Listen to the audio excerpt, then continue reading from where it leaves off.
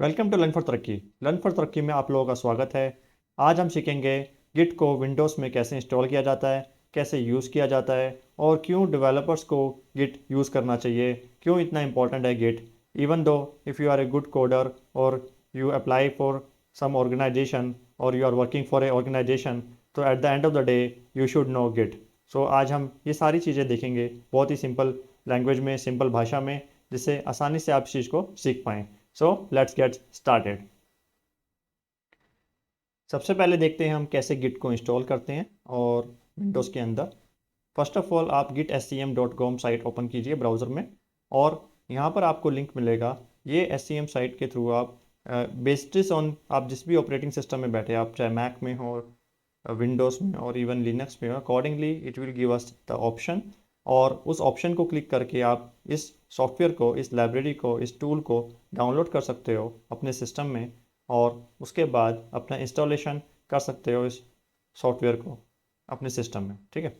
So basically अभी मेरे system में 2.37 वर्जन का गिट इंस्टॉल्ड है। So currently if I do the same step so it will be A repetition. So currently आपको क्या करना है, आपको सिंपली इस बटन पे क्लिक करना है।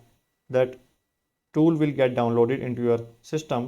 सो नॉर्मली उसको that will be a installer. ठीक है, तो आपको इंस्टॉलर के थ्रू जस्ट डबल क्लिक करना है। It will take you to the wizard. तो आप में जो भी ऑप्शंस उसमें अवेलेबल हैं उसको नेक्स्ट नेक्स्ट नेक्स्ट करके इंस्टॉल करना है। That's it. ओके।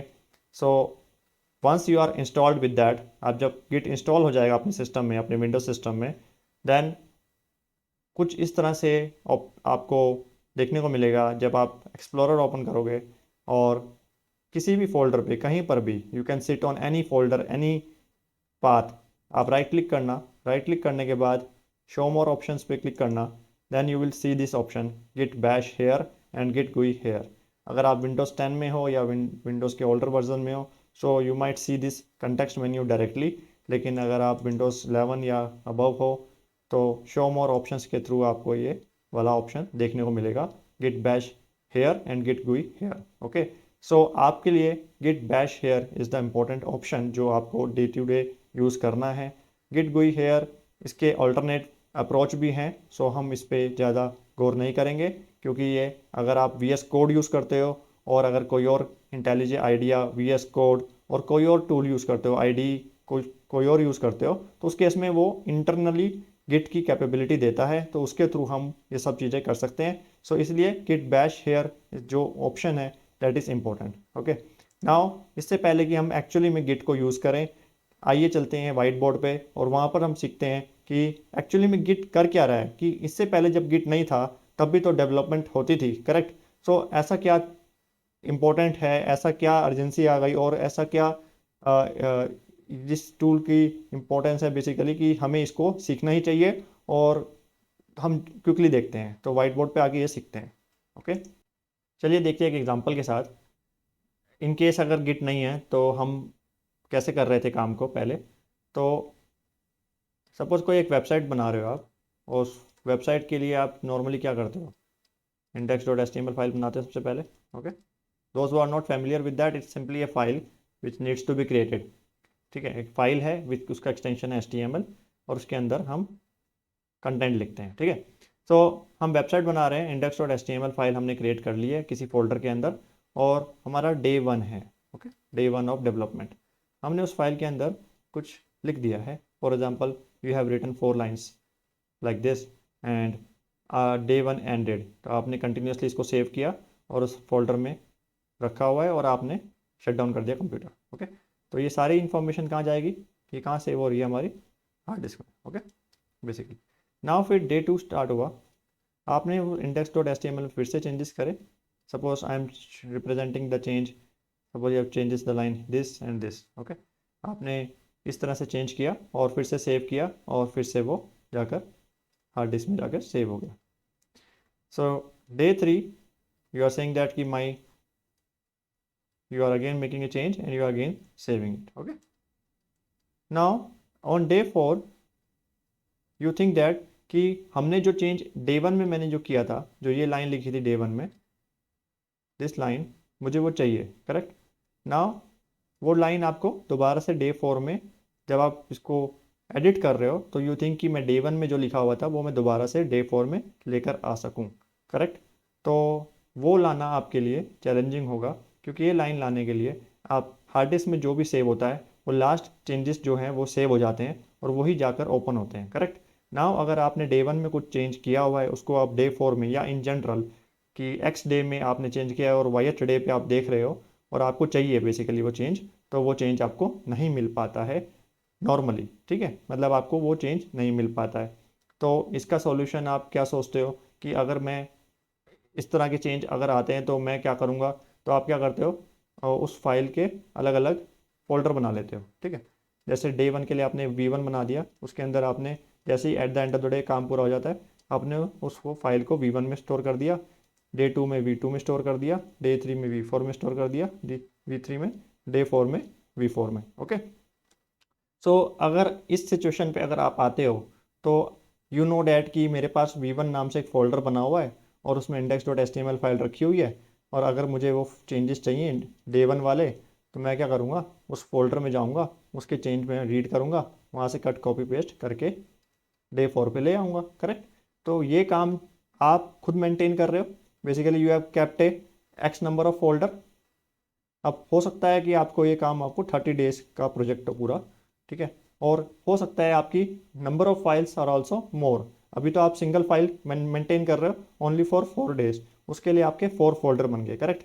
हो सकता है आपने फोल्डर ना बनाकर उसको रीनेम करके सेव कर लिया index_v1 लाइक दिस, ठीक है। तो ऐसा हो सकता है आपको कि ये प्रोजेक्ट चले 30 डेज का और उसके अंदर अगर आपकी फाइल्स हैं सपोज 1 की जहाँ पे 10 फाइल्स हैं, करेक्ट।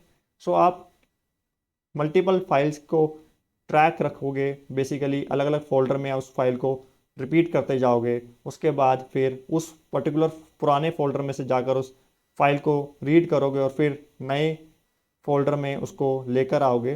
तो it is basically a you can say as a cumbersome task. Secondly, even though अगर आप चेंज कर लेते हो तो ये ऐसा भी हो सकता है ये जो पूरा आप स्टोर करके रख रहे हो for 30 days 30 folder, it may get lost because of system failure, correct. So आपकी पूरी हिस्ट्री, पूरे फाइल्स की हिस्ट्री जो है वो अल्टीमेटली लॉस्ट हो जाएगी, correct. So this is where the Git shines, okay. So ये सब काम ट्रैकिंग मैनुअली आप लोग कर रहे हो, हम लोग कर रहे थे बिफोर गिट, और गिट से पहले भी सॉफ्टवेयर थे गिट जैसे, जो कि मैं बोलना चाहूँगा SVN और clear case, right.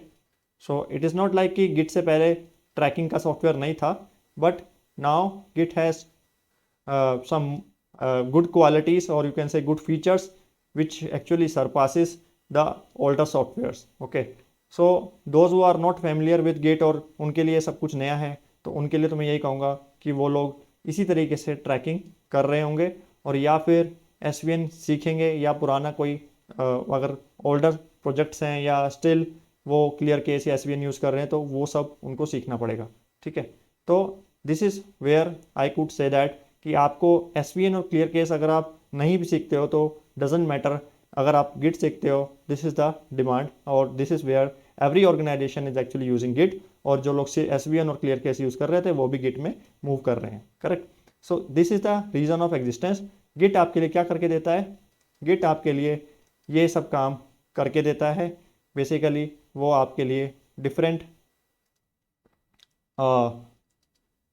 Versions maintain करके रखता है, ओके, मेंटेन करता है, वो ट्रैकिंग करता है आपकी पूरी हिस्ट्री की, वन वन लाइन जहाँ जहाँ पर भी आपने चेंज किया है वो सबको ट्रैक रखता है, उसकी track each file and changes, tracking file changes, okay. और इस चेंजेस को हम आगे चलकर अपने फ्रेंड्स या कुलीग या प्रोजेक्ट मेंबर्स के साथ शेयर भी कर सकते हैं यूजिंग गिट कॉन्सेप्ट्स, ओके। तो शेयर फाइल्स, फाइल हिस्ट्री को हम शेयर भी कर सकते हैं। फॉर एग्जांपल अगर इस केस में अगर कुछ शेयर करना हो तो आपको पूरा ये फोल्डर अपने फ्रेंड को देना पड़ता, या मतलब this is really a cumbersome task, right. So there are lot of things जो गिट के लिए किसके गिट के थ्रू पॉसिबल है। तो this is what the reason of existence of Git. It is a tracking system, file tracking system, and it is version control system. It is by the use of Git Bitbucket, Git servers. Basically, we can share the file across the team members.